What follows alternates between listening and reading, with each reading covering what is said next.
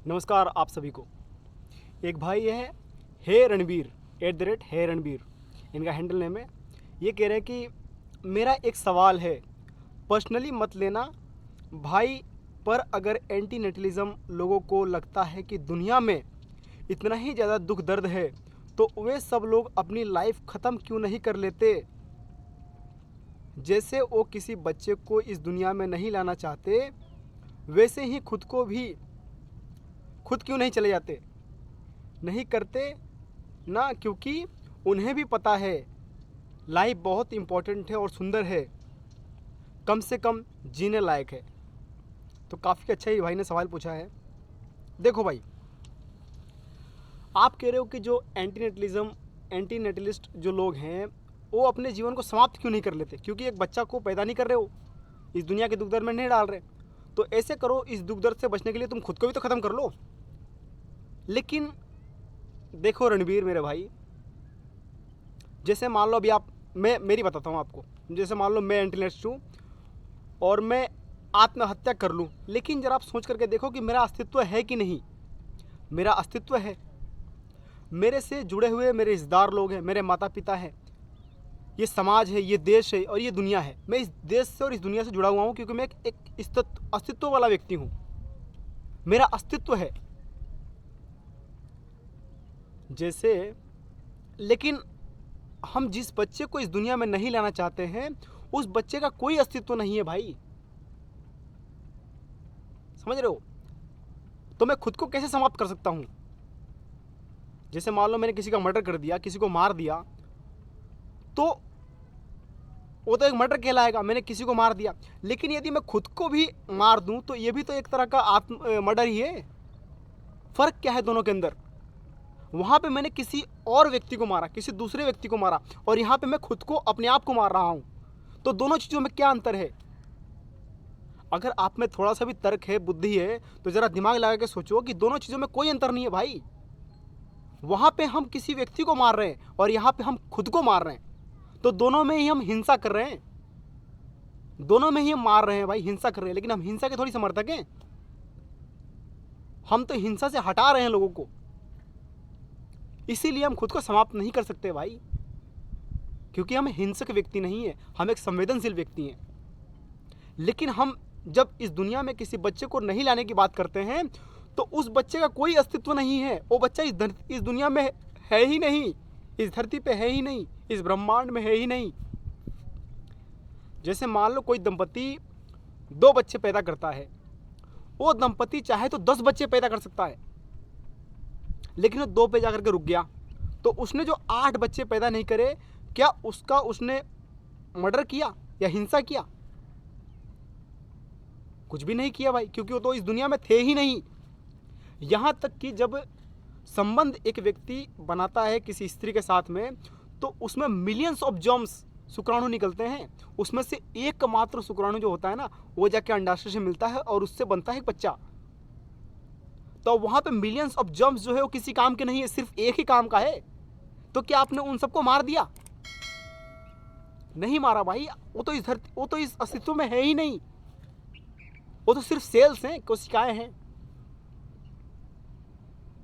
तो कुछ इस तरीके से समझो आप बात। इसीलिए एंटी नेटलिस्ट लोग जो है आत्महत्या नहीं करते, क्योंकि हम हिंसा के समर्थक नहीं हैं। किसी और को मार दिया या खुद को मार दिया, दोनों में कोई अंतर नहीं है भाई। लेकिन दिक्कत क्या है कि समाज ने आपके अंदर भर दिया है कि यदि एक व्यक्ति ने दूसरे व्यक्ति को मार दिया तो उसके लिए प्रशासन व्यवस्था बनाई गई है, न्यायपालिका बनाई गई है, उसको सजा दी जाएगी। लेकिन यदि किसी व्यक्ति ने अपने आप को ही मार दिया तो वो तो इस धरती पे है ही नहीं, अब तो उसका अस्तित्व ही खत्म हो गया। तो अब तुम किसको सजा दोगे भाई? अब तो तुम किसी को सजा दे ही नहीं सकते ना। तो मुझे लगता है कि आपको आपके सवाल को जवाब मिल गए होंगे। एक व्यक्ति और उन्होंने कमेंट किया है, इनका हैंडल नेम है @अड्याडीन। मिशन एंटी नेटलिज्म, आप इसलिए बच्चा पैदा नहीं करेंगे कि कहीं उसका रेप हो गया तो खुद को जिम्मेदार पाएंगे। ये तो वही बात हो गई, अगर मैं क्रिकेट ना खेलूं और हार जाऊं। ये तो वही बात हो गई, अगर मैं क्रिकेट खेलूं ही ना तो हारूंगा ही नहीं। ये कैसी कमजोरी है? या आप इसे बिल्कुल या आप इसे विफल कर रहे हैं? कम से कम कारण तो बताइए ठोस। ये तो कायरपन है, ये तो कायरपन है। आपकी बहन या माँ भी पीड़ित होगी मानसिक रूप से। मजबूत बनो और फिर यह तय करो कि तुम्हें क्या करना है, लेकिन समाज में अपनी भूमिका निभाने की जिम्मेदारी से मत भागो। बुरी चीज़ों के लिए लड़ो और स्कैंडिनेवियाई देशों को देखो। क्या वे इतनी दुखी और उदास हैं? नहीं, वे अपने जीवन का आनंद ले रहे हैं। जीवन सिर्फ एक कष्ट नहीं है। आप कष्ट सहना चुनते हैं और आप जश्न मनाना चुनते हैं।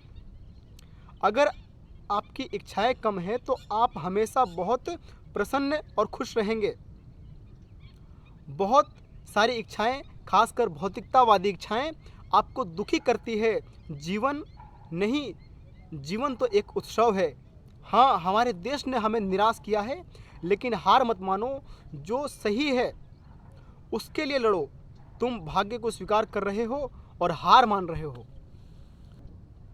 देखो भाई, आप कह रहे हो कि मैं जीवन से और जिम्मेदारियों से भाग रहा हूं और दुखी हो रहा हूं।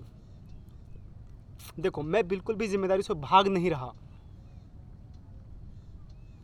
जैसे मान के चलो कि कोई बड़े व्यक्ति का, किसी बड़े अमीर व्यक्ति का बच्चा है या किसी भी व्यक्ति का बच्चा है जो अपने बच्चे को अच्छे से पढ़ा सकता है, लिखा सकता है और सब कुछ कर सकता है दुनिया में। लेकिन उस व्यक्ति ने बच्चा पैदा किया और जब वो बच्चा पैदा होता है, इस धरती पे आता है, तो पहली बात तो हमको ये पता नहीं कि उस दुनिया में उसको किस तरह की तकलीफ़ों का सामना करना पड़ेगा। मान लो बच्चा कैंसर के साथ पैदा हो जाए, या मान लो बच्चा अपंग पैदा हो जाए, मान लो उस बच्चे की आंखें ना हो, अंधा पैदा हो जाए, मान लो बच्चा लंगड़ा पैदा हो जाए, लूला पैदा हो जाए, या मानसिक बीमारियों से ग्रसित पैदा हो जाए। हमको ये पता ही नहीं है कि वो बच्चा कैसा पैदा होगा। क्या अपन, इस दुनिया का कोई भी मेडिकल साइंटिस्ट ये हमें बता सकता है कि ये बच्चा इतना स्वस्थ पैदा होगा, ये ऐसा पैदा होगा? कोई भी आपको बता ही नहीं सकता भाई, कोई भी नहीं। तो मेरे कहने का मतलब ये है कि जो भी व्यक्ति इस धरती पे बच्चा पैदा कर रहा है वो सिर्फ एक जुआ खेल रहा है। उसको पता ही नहीं कि उसका बच्चा कैसा पैदा होगा और क्या बनेगा, किस तरीके का व्यक्ति बनेगा। जैसे मान लो हिटलर था। हिटलर के माता पिता ने जब उसको पैदा किया तो क्या उसके माता पिता को एहसास था इस बात का कि एक दिन इस धरती को जीतने के लिए व्यक्ति इतना बड़ा पूरा षड्यंत्र रच देगा जहां पे करोड़ों लोगों को मार देगा धर्म के नाम पर, गैस चैम्बर्स में ले कर मार देगा करोड़ों लोगों को धर्म के नाम पर, इस दुनिया पर राज करने के नाम पर, अपना सत्ता पूरी दुनिया में फैलाने के नाम पर? क्या उसके माता पिता को एहसास था इस बात को? जहां पे उसने लाखों करोड़ों निर्दोष लोगों को मार दिया बेरहमी से, क्या उसके माता पिता को पता था इस बात का? या कोई रेपिस्ट जो बच्चा पैदा होता है, जो कोई रेपिस्ट समाज के अंदर उभर रहे हैं, देखो जरा कितनी पार्टियों के बड़े बड़े नेता लोग रेपिस्ट हैं भाई। क्या इनके माँ बाप को पता था इस बात का कि हमारा बच्चा बड़े होकर के रेपिस्ट बनेगा? इस धरती पे ऐसी कौन सी चीज़ है जो आपको पता है, या ऐसी कौन सी चीज़ है जिसको आप कंट्रोल कर सकते हो? नहीं कर सकते ना, किसी भी चीज़ को कंट्रोल नहीं कर सकते। जैसे मान लो हमारे देश के ही यदि आप बात करो तो काफ़ी सारे पेड़ पौधे काटे जा रहे हैं। जो बड़े बड़े पूंजीपति लोग हैं तुमको मैनिपुलेट कर करके तुम्हारे जंगलों को, तुम्हारे प्राकृतिक संपदाओं को लूट रहे हैं भाई। तो इस धरती पे कोई भी चीज़ निश्चित नहीं है, सब कुछ अनिश्चित है। सब कुछ, किसी भी चीज़ का पता नहीं हमको कि क्या हो जाएगा इस धरती के ऊपर। अभी मैं यहाँ पे खड़ा हूँ, मुझे अटैक आ जाए, मैं यहीं पे मर जाऊँ, पता है कोई बात का भाई? कोई गारंटी है क्या? मैं बैठे बैठे मुझे अटैक आ जाए और मैं यहीं पे मर जाऊँ, क्या फ़र्क पड़ता है? क्या कोई इस बात की निश्चितता है? तो यदि मैं इस अनिश्चित दुनिया के अंदर आ गया तो मैं अपने जीवन को बेहतर बनाने का प्रयास कर रहा हूँ, मैं खुद को बेहतर बनाने का प्रयास कर रहा हूँ, मैं अपने जीवन को, अपने समाज को, इस देश को, इस दुनिया को कुछ अच्छा कंट्रीब्यूट करके अच्छा बनाने का प्रयास कर रहा हूँ।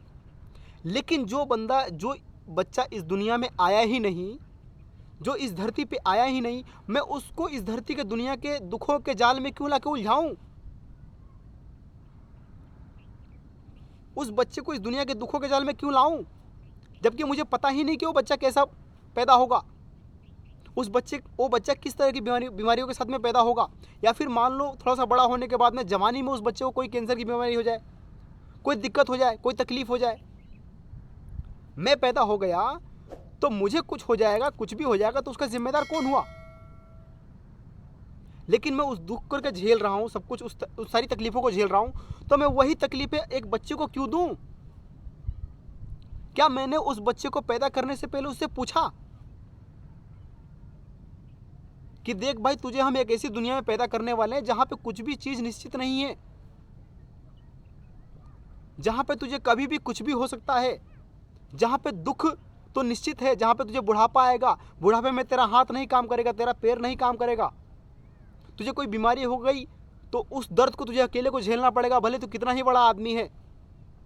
यदि तुझे कैंसर की बीमारी हो जाती है, यदि तुझे कोई गंभीर बीमारी हो जाती है, तो इस धरती पे चाहे तू कितना ही पैसे वाला व्यक्ति है, चाहे तू कितना ही बड़ा पूंजीपति है, उस दर्द को तुझे ही झेलना पड़ेगा। तू पैसे से उस दर्द को हटा नहीं सकता। उस बीमारी से क्योर करने के लिए, स्वस्थ होने के लिए, उस पूरे प्रोसेस के अंदर जो तुझे दर्द होगा उस तुझको ही सहना पड़ेगा। इस धरती पे कोई दूसरा सहने नहीं आएगा। क्या मैंने उससे पूछा इस बात को? यदि मैं उससे पूछ नहीं सकता तो मुझे क्या अधिकार है उस बच्चे को बिना पूछे इस धरती पे लाने का? भाई, यही हमारा मकसद है। यदि हम इस धरती पे आ गए हैं तो हम अपने जीवन को अच्छा बनाएंगे। जैसा कि आपने बोला कि आप उदासीन हो रहे हो, दुखी हो रहे हो, दुनिया के देशों को देखो। मैं भी वही बात कह रहा हूं कि मैं अपने जीवन को अच्छा बनाने का प्रयास कर रहा हूं, और जो भी व्यक्ति इस धरती पे है उसको अपने जीवन को अच्छा बनाने का प्रयास करना चाहिए, ना कि किसी एक ऐसे व्यक्ति को इस दुनिया में लाना चाहिए जिस व्यक्ति से हम पूछ नहीं सकते। इस दुनिया में लाने का हमको कोई अधिकार नहीं है उस बच्चे को। पूरी दुनिया के अंदर आप जरा आंख खोल करके देखो तो जरा इस पूरे धरती के अंदर जिस पृथ्वी ग्रह के ऊपर हम रहते हैं, इस पूरे ग्रह की जनसंख्या मनुष्य की लगभग 8 अरब हो चुकी है। सिर्फ मनुष्य को छोड़ करके इस पूरे धरती पर यदि आप किसी भी जीव की संख्या देखोगे तो कम हुई है, सिर्फ मनुष्य की संख्या ही बढ़ी है। ऐसा क्यों है? यह है मनुष्य के अहंकार का कारण, क्योंकि मनुष्य अहंकारी हो गया है। वो सोच रहा है कि बस ये धरती हमारी ही है, हम ही इस धरती के मालिक हैं। लेकिन उसको ये एहसास नहीं हो रहा कि वो भी एक दिन मर जाएगा। इस धरती के जितने भी जीव हैं उनका एक जीवन काल निश्चित है, उसी प्रकार से मनुष्य का जीवन काल भी निश्चित है। वो इस बात को स्वीकार नहीं कर पा रहा कि मैं 80 वर्ष का मेरा जीवन काल है, 100 वर्ष का मेरा जीवन काल है, या 60 वर्ष का मेरा जीवन काल है। वो अंधाधुन लगा पड़ा है जंगलों को काटने में, वो अंधाधुन लगा पड़ा है नदी के तालाबों को गंदा करने में, अपनी जनसंख्या बढ़ाने में। वो विचार ही नहीं कर रहा। हमारे इस चैनल का मकसद यही है कि हम लोगों के अंदर अवेयरनेस भर सकें, हम सवाल उत्पन्न कर सकें, हम तर्क उत्पन्न कर सकें उस व्यक्ति के अंदर। वो व्यक्ति अपने आप से सवाल पूछ सके कि क्या उसको बच्चे की आवश्यकता है। हम उस व्यक्ति के अंदर विवेक भरना चाहते हैं, नकारात्मकता नहीं। उम्मीद करता हूं कि आप सभी को आपके सवालों के जवाब मिल गए होंगे, और इसी तरह के वीडियोस हमारे चैनल पे आपको मिल जाएंगे, जहां पे आपको हम काफ़ी सारे कारण बताएंगे कि हमें बच्चा क्यों नहीं पैदा करना चाहिए। यदि आपको हमारे वीडियोस पसंद आ रहे हैं तो हमको ज़रूर सपोर्ट कीजिए, और यदि आप चैनल पर नए हैं तो सब्सक्राइब। और मिलते हैं इसी तरह के नए वीडियो में। तब तक के लिए जय हिंद, जय Bharat. Like, share and subscribe.